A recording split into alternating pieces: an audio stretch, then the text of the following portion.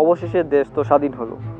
বাংলাদেশের প্রধানমন্ত্রী অর্থাৎ শেখ হাসিনা দেশ ছেড়ে পালিয়ে গেলেন এবং শেখ হাসিনার দুজন কাছের ক্রিকেটার, তার কি হবে? যার কারণে এতদিন নাজমুল হাসান পাপন বিসিবির ব্যর্থতার পরও বারবার দায়ী কি সঙ্গে থেকে গেছেন এবং মাশরাফি এবং সাকিব এই কুটা ইস্যু নিয়ে কিছু বলে গেলেন না। আপনারা এখন মাশরাফি এবং সাকিবকে নিয়ে কিছু বলে যান এবং এই দুর্যোগপূর্ণ সময়ে তাদের পাশে থাকলো না। কিন্তু অবশেষে কি হলো?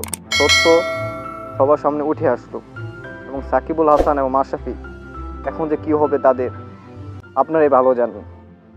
মাশরাফি দেশের সাথে বেইমানি করছে, ক্রিকেট ফ্যানদের সাথে বেইমানি করছে, ক্রিকেটের সাথে বেইমানি করছে।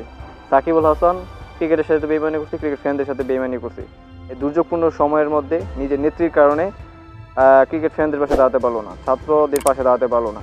এটাই হতো সাকিবুল হাসান এবং মাশরাফির সবচাইতে বড় ব্যর্থতা এই জীবনের মধ্যে। এবং এই মুহূর্তে আপনার কী মতামত আসতেছে এবং মাশরাফিকে নিয়ে আপনার কী মতামত অবশ্যই কমেন্ট বক্সে জানাই দেবেন।